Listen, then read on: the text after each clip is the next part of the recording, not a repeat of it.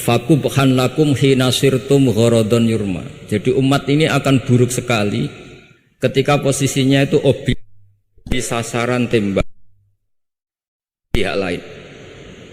Ketika misalnya haji itu bagus prospek, nanti ujung-ujungnya yang bikin sajadah kadang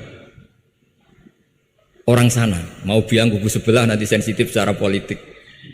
Nanti ketika umat Islam punya kebutuhan pakaian ihram besar, juga yang produk kadang orang lain. Begitu seterusnya, sehingga setiap kebutuhan kita pun yang produk itu orang lain. Sehingga Mbah Wahab berpikiran sampai impor mori pas itu kain putih. Begitu juga traveling, ketika umat Islam butuh mudah pergi ke Mekah untuk haji dan umroh. Juga bironya itu kadang orang lain. Zaman itu Hindia Belanda, sehingga beliau dulu sudah mendirikan semacam biro haji. Itu semua adalah madhab di antara madhab Sayyidina Ali ketika beliau mengatakan fakubhan lakum hina sirtum gharadun yurma. Buruk sekali kamu di mana-mana ini jadi objek. Misalnya kira-kira ginilah, kalau hallnya Mbah Wahab itu ada 10.000 santri dan semuanya karena keluarga kiai itu dermawan sama Bu Mujidah dikasih makan semua. Nanti cateringnya yang menyediakan orang lain, kita tidak punya kecakapan produksi itu atau melayani itu. Sehingga perdagangan Mbah Wahab dalam tradisi keulamaan itu dimaknani sebagai supaya kita ini jadi aktor, baik di perdagangan, di politik maupun dalam solusi urusan-urusan publik. Misalnya sekarang ada problem apalah, sebetulnya solusinya gampang sekali. Ketika kita minus atau ketika kita tidak berkecukupan, mulai dulu ulama itu solusinya gampang. Pernah suatu Abdul Qasim Al-Junaidi atau siapa sajalah, ini karena polanya sama, menyuruh muridnya, saya tolong belikan ikan. Cara sekarang mungkin dikasih uang 50.000, terus dikasih tahu sama muridnya, Pak Yai uangnya tidak cukup karena harga ikannya 70.000. Terus kata gurunya, beri lebih murah lagi. Uang 50 aja tidak cukup, kok cari yang lebih murah. Kata beliau, arkhisuhu bitarki. Ya bikin murah karena kamu tidak berkeinginan. Jadi nggak usah belikan katanya. Ini penting sekali karena dulu ada solusi masyhur itu makalahnya Imam Syafi'i itu. Kata beliau, fa innal ghina anisya'ila bihi. Kalau kamu ingin tidak tergantung sesuatu, maka hindari sesuatu itu. Jangan memaksakan memenuhi sesuatu itu dengan memaksakan, tapi hindari sesuatu itu. Saya misalnya kalau nuruti kepengin, misalnya kalau saya dengan nafsu serakah saya, mungkin saya ingin punya mobil mewah, ingin apa saja, tapi itu membuat saya tersiksa karena harus menyediakan ini itu. Ya sudah, tidak usah ingin. Sehingga mudah sekali. Makanya kata ulama dulu, fa innal ghina anisya'la bihi. Untuk menjadi berkecukupan, usahakan banyak hal yang tidak Anda butuhkan. Semakin banyak hal yang kita butuhkan, maka kita akan tergantung akan sesuatu.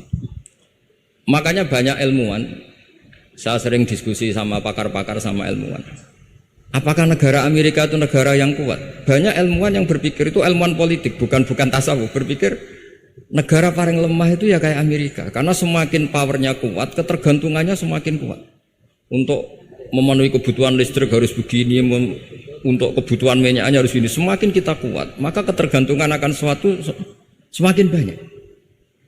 Jadi ibarat orang yang punya Alphard sama yang enggak, kayak mana ya? Kayak yang enggak, karena kebutuhannya ada banyak. Artinya dalam kondisi krisis, ulama masih punya solusi, yaitu al-ghina itu anisya'la bihi. Jadi usahakan ketercukupan itu karena menghindari kebutuhan-kebutuhan yang tidak primer, yang tidak prinsip. Bukan memaksakan semuanya terpenuhi. Karena kita ini ulama. Dulu ketika sebelum ada negara, belum ada TNI, itu ulama punya cara untuk ngelawan Belanda. Karena mereka terbiasa punya loyalis, punya muhibbin, punya ghirah, punya strategi. Sehingga Belanda itu kesulitan ngadep ulama. Apalagi mereka terus ke Mekah, ketemu komunitas internasional yang semuanya berfatwa bahwa penjajahan harus dilawan. Itu luar biasa.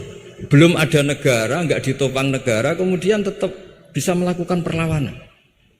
Coba kalau dulu ngelawan nunggu, wah saya mau ngelawan penjajah kalau saya diangkat jadi TNI, saya mau ngelawan kalau saya punya otoritas yang disahkan negara, itu ribet. Negara ini saya tidak akan ngaji lama-lama, tapi saya akan cerita khas Mbah Wahab sesuai riwayat yang saya dapatkan dari guru-guru kami, bahwa beliau tadi seperti yang dikatakan Pak Said membina dan menyebarkan NU kemana-mana tanpa uang proposal. Nggak kebayang saat itu proposal kepada siapa, negara sendiri masih susah. Lalu mau diajukan kemana? Terus yang mau tanda tangan itu ya siapa? Jadi yang saya tahu tadi, yang penting kita niru sesuai yang diidam-idamkan tadi Sayyidina Ali. Jangan sampai kalian itu menjadi gharadun yurma. Ada apa saja orang lain yang memikirkan labanya, kita yang jadi objek. Sehingga zaman itu kita terima kasih semua sama Mbah Hashim sama Mbah Wahab. Karena ini zuriyatam ba'duha min ba'd. Kita tahu Mbah Wahab putra Mbah Hasbullah, punya ibu Nyai Fatimah, terus sampai Mbah Abdussalam ya. Kemudian Mbah Hashim punya ibu Halimah, punya abah lagi siapa setelah Halimah itu Lainah ya. Nah, terus Mbah Abdussalam, jadi ini zuriyatam ba'duha min ba'd. Kalau dalam tulisan itu sampai Mbah Abdul Jabbar bin Ahmad bin Mbah Sambu. Memang Mbah Sambu punya beberapa saudara, diantaranya ada yang namanya Mbah Yusuf itu yang melahirkan keluarganya Mbah Ahmad Siddiq Jember, Mbah Siddiq Jember. Ada yang Abdul Halim yang melahirkan keluarga Lasem. Termasuk saya itu lewat jalur Mbah Abdul Halim. Jadi zuriyatam ba'duha min ba'd. Dulu semua orang zaman Rasulullah SAW itu dilatih jadi aktor, jadi subjek. Sehingga orang yang miskin pun ketika perang Tabuk, perang Dzatil Usrah itu semua menyumbang. Ada yang menyumbang emas yang enggak terkira, yaitu Sayyidina Utsman. Ada yang cerita, ya Rasulullah saat tadi malam buruh dan punya beras hanya 2 kilo, yang 1 kilo saya sumbangkan jenengan, yang 1 kilo saya pakai untuk keluarga kami. Sekarang logikanya sederhana, kalau orang miskin 3.000, pas itu anggap saja pasukannya misalnya 3.000. 3.000 nyumbang beras 1 kilo, itu artinya terdapat 3.000 kilo beras. Artinya apa? Orang Islam yang miskin membiayai dirinya sendiri untuk makan. Dan mereka adalah aktor heroik. Tapi kalau misalnya ini orang-orang miskin ini tidak mau urun rembuk, kemudian menjadi beban negara, maka yang harusnya dipakai senjata, dipakai beli sembako. Dulu zaman Nabi meskipun orang itu miskin itu semuanya bersifat heroik. Sehingga perang Dzatil Usrah itu perang paling dikenang Al-Quran. Nah, efek dari ingin memberi adalah tidak tamak. Makanya kalau dalam kitab tasawuf itu orang kikir itu gak dikritik. Yang dikritik orang tomak. Karena orang menvonis orang lain kikir itu pasti karena berkeinginan mendapat. Kalau tidak berkeinginan mendapat, maka orang lain tidak akan kamu vonis sebagai kikir.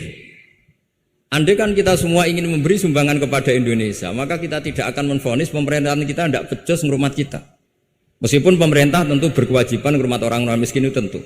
Tapi andai kan semua orang miskin berpikir ingin menyumbang pemerintah, maka tidak akan menyalahkan pemerintah ketika faktanya nanti suatu saat atau kapan saja, semoga ini tidak terjadi, itu tidak mampu menyumbang. Karena masyarakat kepikirannya memberi, bukan mendapat. Ini solusi-solusi yang diajarkan Rasulullah SAW yang disebut al-yadul ulya khairum minal yadis sufla. Jadi bahwa posisi memberi jauh lebih baik ketimbang posisi menerima. Sehingga ketika Allah mensifati orang baik itu siapa? Allah mensifatinya sederhana. Wa mimma razaqnahum yunfikun. Orang yang kepinginannya itu yang memberi. Itu dulu zaman Nabi pas perang Khandaq, pas perang Tabuk, pas beberapa perang. Itu orang yang paling miskin pun turun. Sampai orang-orang munafik mencibir, innallaha ta'ala la ghaniyun an shadaqati hadza. Allah tidak butuh sedekah hanya 1 kilo. Tapi coba efeknya dari sedekah 1 kilo itu tadi, misalnya orang miskin yang perang 3.000, itu semuanya memakan uangnya sendiri setidaknya enggak jadi beban negara. Terus mentalnya itu patriotik. Dari mental patriotik itu ketemu Belanda kayak apa, mereka bisa makan apa saja. Mulai ares gedang, mulai apa saja, yang penting halal. Karena mentalnya dari awal heroik. Tapi andai kan mereka mentalnya tomak, mungkin sudah mati. Karena wah nunggu negara ngasih makan, proposal dulu sedang mati. Tapi orang dulu enggak, karena heroik inginnya memberi sehingga bisa mendapatkan solusinya sendiri. Ini solusi yang saya tawarkan sebetulnya ini mudawwan. Artinya mudawwan itu ada di beberapa kitab, lihat di beberapa tafsir istilah perang Dzatil Usrah, perang Tabuk atau perang apa saja itu memang zaman itu susah sekali. Itu menjadi solusi utama adalah setiap orang ingin bermental patriotik. Nah, kalau sudah orang bermental patriotik itu gampang, ukur apa saja itu gampang. Karena tadi dari 3.000 atau 1.000 atau apa saja pasukan sampai ada yang urun tadi beras 1 kilo. Tapi 1 kilo itu menjadi satu watak, satu karakter bahwa bangsa ini inginnya memberi sama negara. Sehingga negara ini mudah merdeka. Coba kalau semua orang miskin zaman itu bermental ingin mendapat, ribut proposal, nyalahkan ini, nggak didata miskin tersinggung, kan capek. Jadi ini memang zaman akhir ya agak aneh, orang nggak didata miskin itu tersinggung. Kalau besanan nyari yang kaya, tapi kalau ada sumbangan nyari sebagai yang miskin. Jadi kalau tanya solusi khas ulama, kita belajar dari perang Dhatil Usroh. Itu orang yang miskin semuanya urun. Nah barokahnya urun itu kemudian mereka bermental patriotik. Barokahnya patriotik, yang kaya, yang miskin, yang pinter semuanya berkontribusi untuk menyumbang negara.